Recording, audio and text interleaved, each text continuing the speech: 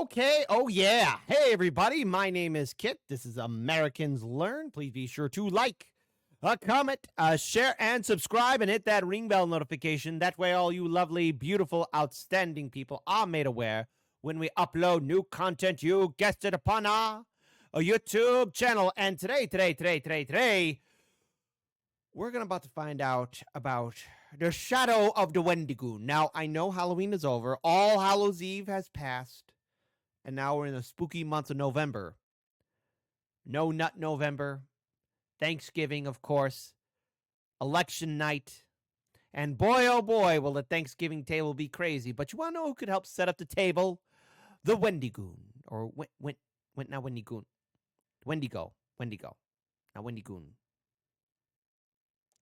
I'm sorry, I screwed that up.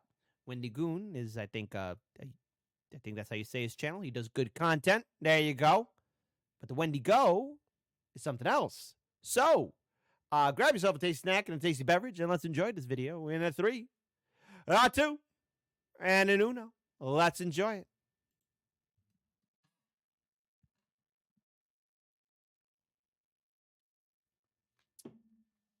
What is stupid commercials? G'day ladies and gentlemen, boys and girls, this is Rich, your narrator, and just before this episode begins, I'd like to first of all wish you all a happy Halloween and say thank you for being such a great community. And because you're so awesome in that you give us your time and your patience in watching our channel, as you know, we like to give something back every now and then. Do you remember a couple of years ago when we did the graphic novella competition, where the winner had a 10-page graphic novella produced to their brief? Well, it's back. But this time, the prize winner gets not 10, but 15 pages. Meaning our artist will draw whatever story you want to tell across 15 pages, each containing between 6 and 7 panels. And as each page costs around £150 to produce, this is easily the most expensive giveaway we've ever done. And your chance to win lies in this very episode. The 80s is collectively the Bedtime Stories team's favourite era for film, and throughout the artwork of tonight's spooky tales, we have hidden multiple characters from 80s movies. I'm not going to tell you how many there are. What I will say is there are more than 10, but less than 20, and some of them are very difficult to spot. To be in with a chance of winning, send an email to bedtime.stories@outlook.com, listing all the characters you can find and telling us whereabouts you saw them in the episode. If you get them all, we'll email you back with details for the second round. Let's see if we can find them. And once again, happy Halloween. Let's go see if we can get them. Let's go see it. In the remote northern parts of the United States and Canada, whispers speak of an ancient presence that stalks the forests. Native tribes say it has always been there, a malevolent, cannibalistic beast with an insatiable desire for human flesh. But more recent accounts suggest that this entity's influence might extend beyond the wilderness. Is it possible that even urban areas are no longer safe from the shadow of the Wendigo? Let's see, we got aliens. Ooh, cryptids.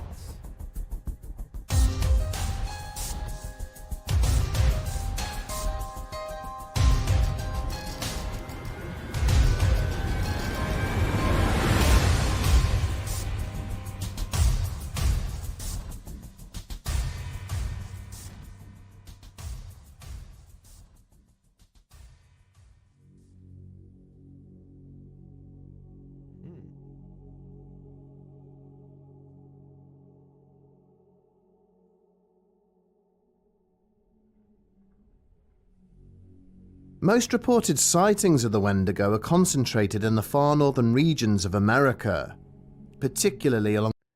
Looks a little creepy there. This would actually be a perfect spot to find Pumpkinhead, but no Pumpkinhead here. The rugged, shadowy forests near the Canadian border. It is here, within the ancient histories of the native tribes who first inhabited the area, that the oldest accounts of this malevolent force are found. These tales speak of men driven mad by evil spirits, performing dark rituals that transform them into monstrous beings, cursed to haunt the very communities they once called home. As the legend of this cannibalistic creature spread beyond its origins, so too did the reports of... Oh! It's the predator! I see him! The predator! Okay, alright. It took me a while to notice him. I was wondering what that was. It was the predator. It's the predator! I see him! He's hanging in the trees. ...of encounters. Across the United States, news outlets and social media sites are rife with accounts of creatures resembling ape men and dog men. But even more chilling are the stories of pale, emaciated figures that lurk in the woods at the edges of our towns. These nocturnal intruders with glowing eyes and the terrifying ability to invade the minds of those they encounter are said to mimic the voices of loved ones. Those who survive often feel they've narrowly escaped a fate worse than death. It's possible that these creatures are responsible for countless killings, hinted at by the numerous missing persons reports documented throughout rural America. In the summer of 2019, Bradley Clark, a former United States Marine, found himself... All right, we got a Marine in the story. M-A-R-I-N-E-S. That's the way you spell success. ...searching for work. During this time, he decided to reconnect with some old friends, one of whom was Jacob, who had recently moved to a remote community in northern Alabama, near the Tennessee border. As he had some free time on his hands, Bradley accepted Jacob's invitation to spend a long weekend together. During the visit, the two friends decided to go hunting. Wanting to play it safe, they chose to stay close to Jacob's home. The day passed uneventfully, and as dusk began to settle in, they agreed it was time to head back. Walking the trail towards Jacob's truck, a rising commotion deeper in the woods caught their attention. Instinctively, they raised their weapons, ready for whatever might be approaching. Whether it was predator or prey, they did not know. After a tense moment of silence, a pack of coyotes suddenly bolted from the trees. One day at our old studio, we were unloading some equipment, and I'll never forget this, like a whole pack of coyotes in Chicago running on the train tracks. Like, we saw them all. Creepy thing I ever saw. Though rare, coyote attacks can be dangerous, so Jacob and Bradley remained on their guard.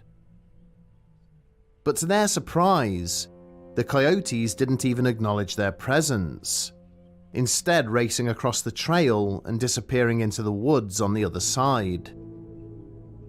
Just as they were beginning to relax, another sound became apparent. It was heavier, more deliberate, like something large was moving through the brush. The forest had grown eerily quiet, as if nature itself was holding its breath. Then, with a deafening crash, a massive pine tree toppled onto the path. And that's where you need to run. In front of them. Run. Run, stupid, run. For a moment, everything was still again. Bradley and Jacob exchanged uneasy glances, unsure of what to do next. Then, from the direction of the fallen tree, they heard a voice. A voice they both recognized. It was Jacob's teenage sister, Olivia. Her cries were urgent, filled with desperation as she called out for help. Without hesitation, Bradley began to move towards the sound, but Jacob stopped him with a firm grip, whispering in a terrified voice, "How could Olivia possibly be here?" She had no idea where they were, nor any means of getting to the woods. Yet the cries persisted, pleading for rescue. Olivia now claims she was trapped behind the fallen tree. Despite the growing unease gnawing at them, the men remained frozen in place, a nagging sense that something was terribly wrong keeping them from acting. Then, as abruptly as it began, the voice cut off. What then emerged from behind the tree made their blood run cold. A grotesque figure loomed over the trail, standing at least 9 feet tall. Its gaunt skeletal frame was draped in deathly pale skin, stretched tight over its bones. Its eyes glowed an eerie blue, devoid of pupils or irises, and it stared at the two hunters with an intense, malevolent rage. Bradley instinctively raised his rifle, but Jacob yanked him back, urging him to run towards the truck instead. They sprinted through the thick forest, glancing back repeatedly to see if the creature was following, but the dense trees obscured their view. Only when they were safely in their vehicle speeding down the road did Bradley muster the courage to ask what they had encountered. Still shaken, Jacob confessed that he didn't know for sure, but he had heard disturbing stories from family and friends. According to these tales, bullets were useless against such creatures, which was why he had insisted they run. He added that many local hunters had simply vanished without trace, their belongings later found abandoned deep in the woods. Neither man spoke of the encounter again, though Jacob wasted no time calling for his sister as soon as they got home. To his immense relief, Olivia was safe. She hadn't even left home all day. Tennessee might seem too far south for a creature typically linked to the US-Canadian border, yet this aligns with a growing number of reports suggesting the Wendigo phenomenon is no longer confined to the remote north, if it ever was. In the autumn of 2015, Adam Reed, a Houston-based police officer, agreed to give his friend Luke a ride home at the end of a night shift. The two lived on neighboring farms in a small town and often car-shared when heading into the city for social outings. After a quick call home to ensure his kids were asleep, Adam drove to the bar district to pick up Luke. The drive started off as usual, with the two... Well, hey, let me just throw this out to you, the audience. By the way, still trying to keep an eye out for any monsters, but do any of you, or have any of you live in an area where the Wendigo or Wendigo, the thing, do you regale us with stories of your encounter with this beast? Two chatting about their shifts that evening, families, and weekend plans.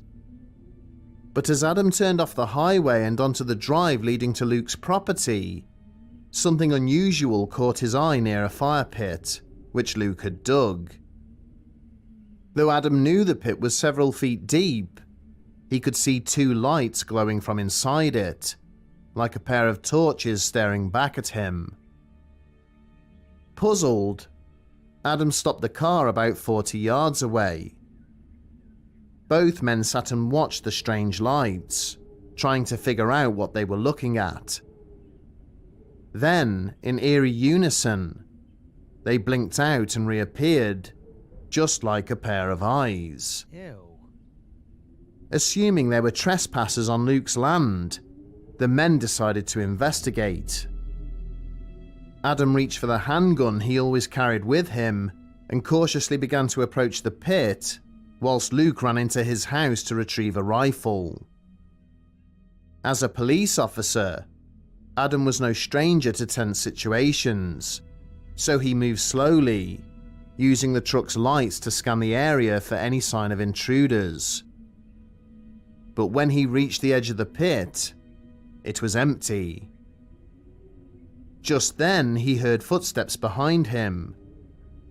At first, he assumed it was Luke returning, but the footfalls were far too heavy. Suddenly, a gunshot rang out. Adam whirled around to see Luke standing on his porch, rifle raised, with a look of sheer terror etched upon his face. What? Following his colleague's gaze, Adam spotted a tall, thin figure fleeing towards the woods. Ah! He estimated it to be at least 8 feet tall, with grotesquely long arms and legs. Its skin I'm sorry, is that RoboCop? I think that's RoboCop right there. I think that's RoboCop right there in the trees. I was wondering who that is, and I think that has to be RoboCop. was a ghostly white, stark against the blackness of the night. As it reached the tree line, the figure paused and turned to look back, its eyes glowing the same eerie light that Adam and Luke had seen earlier. Come on, RoboCop, get in the fight! Without hesitation, they both opened fire, but the creature simply turned and disappeared into the trees. Determined to track it down, the men grabbed torches from... And I see Sloth from Goonies. There he is. I know that face and Superman logo anywhere. Who that other person is right there, I don't know. From Luke's house and gave chase. For over 20 minutes, they scoured the woods, desperately searching for any sign that they had hit their target. Just as they were about to give up, they heard a rustling overhead. Oh, I think that's Die Hard. Looking up, John McClane. Luke saw the glowing eyes staring back from a branch more than 15 feet above them. Come on, Sloth. John McCain, you gotta help fight the Wendigo. A blood-curdling roar echoed through the forest as the creature vanished once again. Despite their fear, the two men continued searching, firing at shadows and sounds. They heard heavy footsteps and saw leaves rustling, but the creature seemed to vanish into the night. Eventually, it disappeared entirely. The next morning, Adam returned to Luke's property and together they ventured into the woods, hoping to find any clues which might explain what they had encountered. They found areas where the undergrowth had been trampled by something large moving at speed, and strange triangular impressions pressed into the soft ground. Neither Adam nor Luke, both experienced outdoorsmen, could explain what they had seen or shot at that night. Yeah, that's gonna replace the whale in my nightmare. The natives of North America are divided over the true nature of Wendigos. In some instances, they are completely physical creatures equipped with mystical powers. In others, they are demons or spirits, drawing upon dark energy from the netherworld in order to ensnare their victims. While some cultures believe Wendigos are capable of shape-shifting, like the Skinwalker, others do not.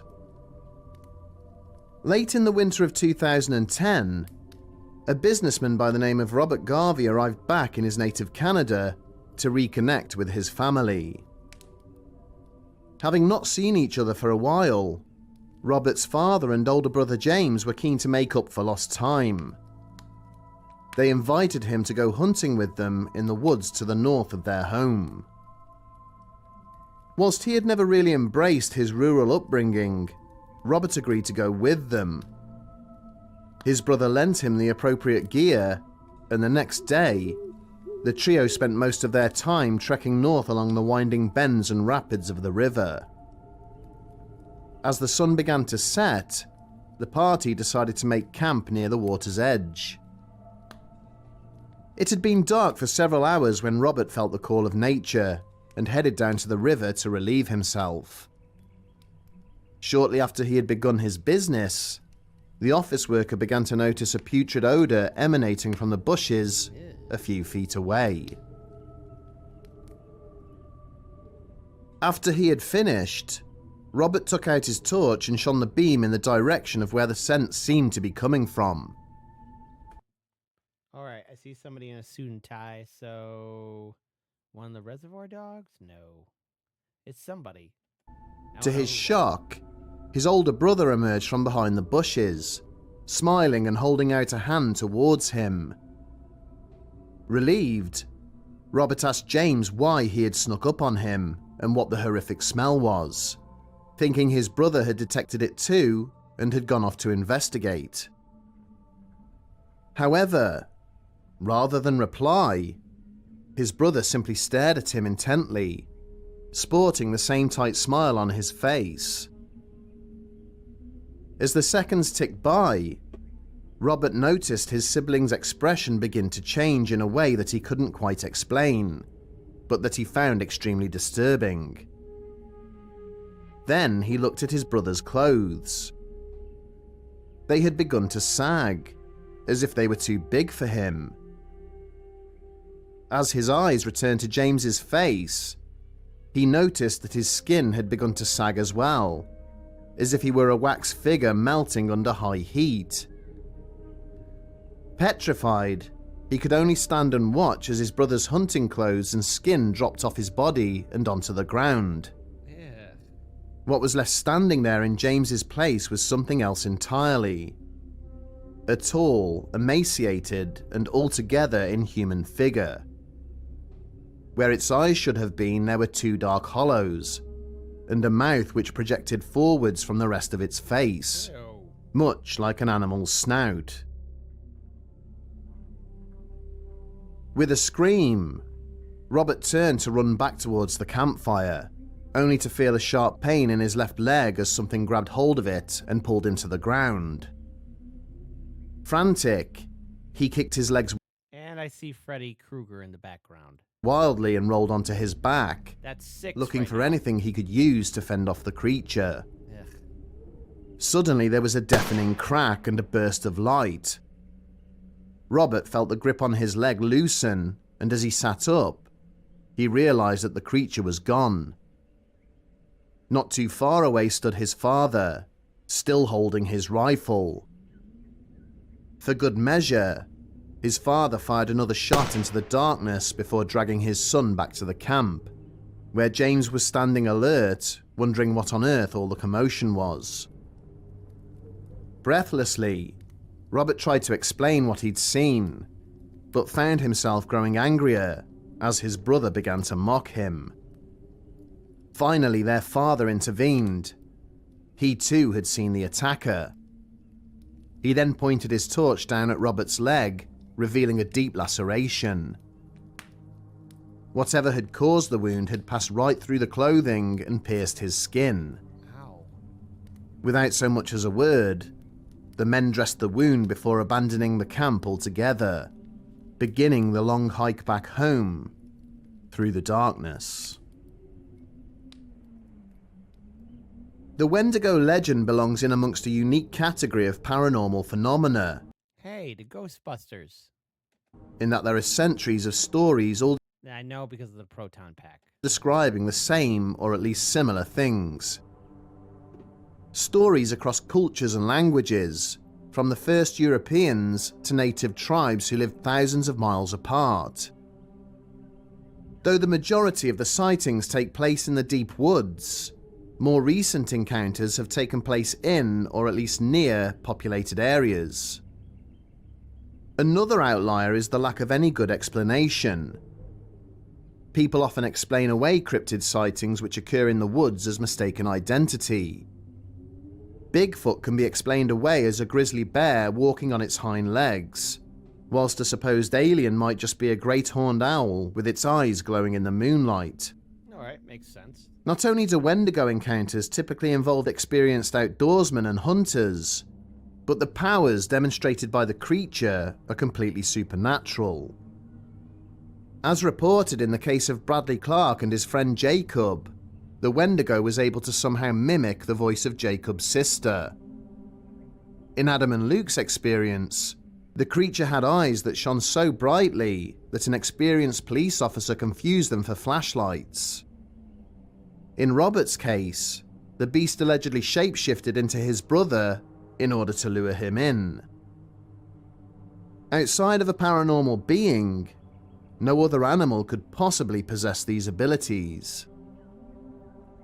Skeptics blame alcohol or accidental ingestion of magic mushrooms for the Wendigo Hey. Leave alcohol and magic mushrooms alone. phenomenon. Though this could explain why sightings have persisted for so long, it does not account for so many people reporting the exact same type of creature, despite hundreds of years and thousands of miles existing between some sightings. True believers feel that the answer is simple. There is and always has been something in the woods. To them, the reason why so many of the first peoples spoke about the Wendigo for so long is because it's really there. Whether it's a physical creature or a spectral entity remains to be seen, but it seems most likely that people are seeing something they can't explain. It is clear from these stories and others that have been circulated online in recent times that there may be more dangers lurking in America's rural areas than previously believed. In recent years, reports of inexplicable creatures, shapeshifters and skinwalkers which can be tied to Native American legends have only increased. Meanwhile, remote parts of both the US and Canada boast some of the highest rates of missing persons in the world. Think of that, what you will. Is there something supernatural out there, driven to feed off humans? And if it is a Wendigo, can it ever be satiated? Hashtag make the forest great again. The Wendigos, not Wendigoons, but the Wendigos, they're not bringing their best. They're not bringing their brightest. They feast on humans, and they got to go. And we're going to build a wall so big around our forest that Bigfoot will pay for it.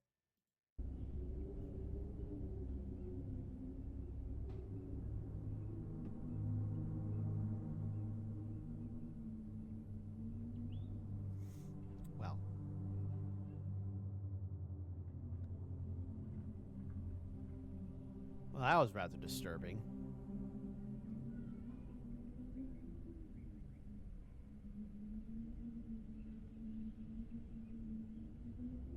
Now that again, the art is actually pretty impressive. I'll give it that. Pretty impressive indeed. All right, so here are my thoughts. Back in the day, my family, when my grandpa was still around, we had farmland in Michigan City, Indiana. Just a nice little chunk of land, before it started getting developed. But then again, I think there's now like a population decrease in Michigan City. But I remember way back in the 90s, it used to be isolated. And sometimes we look out in the woods and wonder, is anything out there? There's always that spooky feeling. And there's so much I remember, too. Way back in the day about all of that. But I don't think I ever ran into anything supernatural like that. No, nothing that crazy. But I want to ask you, the audience, have you ever ran into anything suspicious in the woods? Shout out to our people who live in some rural or wooded areas somewhere out there. Do you have a story, or do you have a family member that could have or might have possibly ran into a Wendigo or a skin changer or a Bigfoot, that gosh darn Sasquatch? Type your story in the comment section below. Now, I only saw the Ghostbusters, Freddy Krueger, RoboCop, Sloth, some guy in a suit and tie, I don't know who that was, and John McClane and the Predator. If you saw somebody else there, let us know. And be sure to file in for that competition. To the winner go to spoils. So there, or to the victor go to spoils. So, all right. Well, I'm not gonna go camping anytime soon. So, all of you beautiful people, be safe out there, okay? For my sake. Man, that's creepy. As a shapeshift turns into like sort of a weird creature, like ah. Keep your heads on a swivel out there, folks, and be safe this crazy November, okay? For me.